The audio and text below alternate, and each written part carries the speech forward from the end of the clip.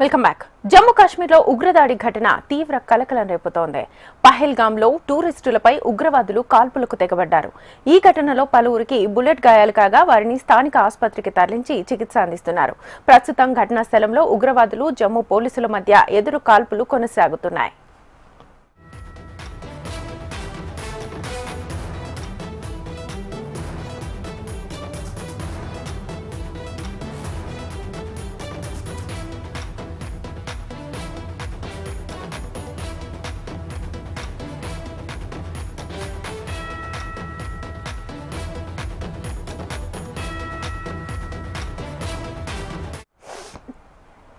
జమ్మూ కాశ్మీర్లో ఉగ్రదాడి ఘటన తీవ్ర కలకలం రేపుతోంది. పహల్గామ్లో టూరిస్టులపై ఉగ్రవాదులు కాల్పులకు తెగబడ్డారు. ఈ ఘటనలో పలువురికి బుల్లెట్ గాయాలు కాగా వారిని స్థానిక ఆసుపత్రికి తరలించి చికిత్స అందిస్తున్నారు. ప్రస్తుతం ఘటనా స్థలంలో ఉగ్రవాదులు జమ్మూ పోలీసుల మధ్య ఎదురు కాల్పులు కొనసాగుతున్నాయి.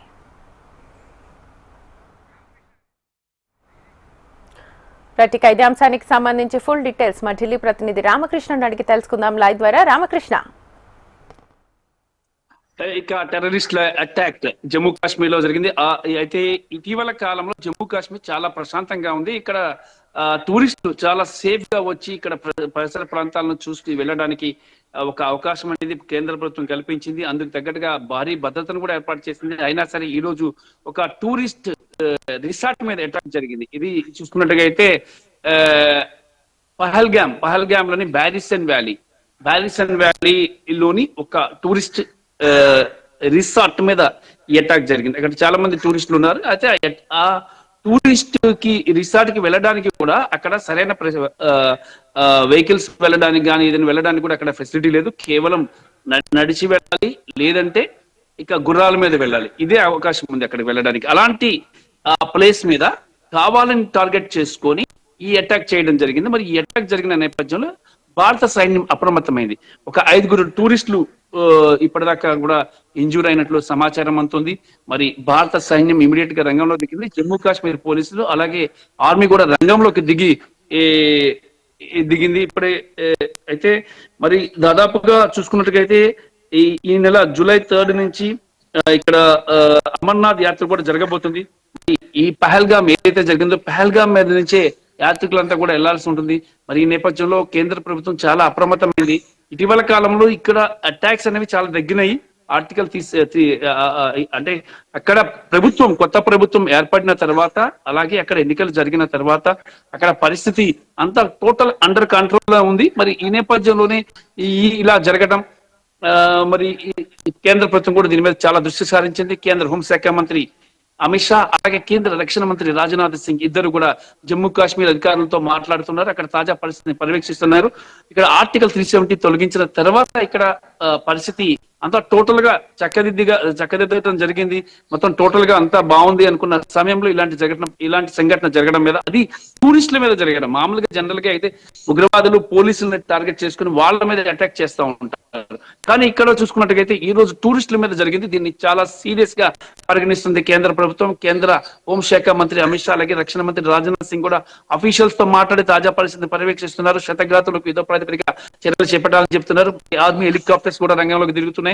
మరి ఉగ్రవాదులను ఏరివేతకు అవసరమైనటువంటి అన్ని ప్రయత్నాలు జరుగుతున్నాయి. భారత సైన్యం కూడా రంగంలోకి దిగి ఉగ్రవాదులను ఏరివేసేందుకు ప్రయత్నం చేస్తున్నాయి. మరి మనం చూస్తున్నాము దాదాపుగా కొన్ని దశాబ్దాలుగా ఉగ్రవాదుల కాల్పులతో అట్టుడికిపోయిన కాశ్మీర్ లో ఇటీవల కాలమే ఆర్టికల్ 370 తర్వాత ఎత్తివేయడం తర్వాత అక్కడ పరిస్థితి అంతా కూడా చాలా సద్దుమణిగింది. చాలా ప్రశాంతంగా ఉంది. సాధారణ జీవనం ఉంది. ప్రజలంతా కూడా ఇక్కడ చాలా ప్లేస్ల నుంచి ఇప్పుడు అక్కడికి వెళ్తున్నారు. మరి ఇది సమ్మర్ సీజన్ కావడంతో ఇక్కడ పహల్గామ్ అనేది చాలా రిసార్ట్, ఇక్కడ చాలా బాగుంటది. క్రిస్టల్ క్లియర్ వాటర్ ఉంటది. అలాగే ఇక్కడ మంచి ప్లేస్ ఉంటది. మంచి మంచి చెట్లు, చల్లటి వాతావరణం. టూరిస్ట్ స్పాట్ అంటే పహల్గామే.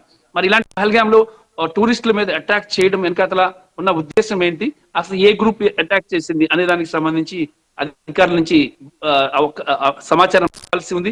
మరి ఇక్కడ ఆర్మీ అధికారులు కూడా రంగంలో తాజా పరిస్థితిని పర్యవేక్షిస్తున్నారు. మెడికల్ బృందం కూడా. సో వీరంతా కూడా స్థానికేతరుల ప్రస్తుతం వాళ్ళ పరిస్థితి ఎలా ఉంది? అంటే ఇప్పుడే అందుతున్న సమాచారం అంటే చూస్తున్నట్టుగైతే ఒక వ్యక్తి కూడా చనిపోయారని చెప్పి తెలుస్తుంది. అది ఇంకా కన్ఫర్మ్ చేయాల్సి ఉంది. అయితే కన్ఫర్మ్ చేయాల్సి ఉంది అధికారులు కూడా. ఆ ఇక్కడ టూరిస్టులు చాలా మంది ఉన్నారు, లోకల్ వాళ్ళు కాదని చెప్తున్నారు, బయట ప్రాంతాల నుంచి వచ్చిన వాళ్ళు. అది కూడా పహల్గామ్ లో రిసార్ట్ మీద అటాక్ జరిగింది. రిసార్ట్స్ లో జనరల్ గా బయట నుంచి వచ్చిన టూరిస్టులే ఉంటారు. మరి వీళ్ళు ఎవరు, ఎక్కడి నుంచి వచ్చారు అనే దానికి కూడా అనే అంశానికి సంబంధించి కూడా కొంత సమాచారం రావాల్సి ఉంది. మరి ఒక వ్యక్తి చనిపోయాడు అని చెప్పేసి కూడా తెలుస్తుంది. మరి ఇంకా దీనికి సంబంధించి అధికారికంగా ధృవీకరణ అయితే రాలేదు. అధికారులు ప్రస్తుతం అయితే అక్కడ యుద్ధ ప్రాతిపదికన చర్యలు చేపడుతున్నారు.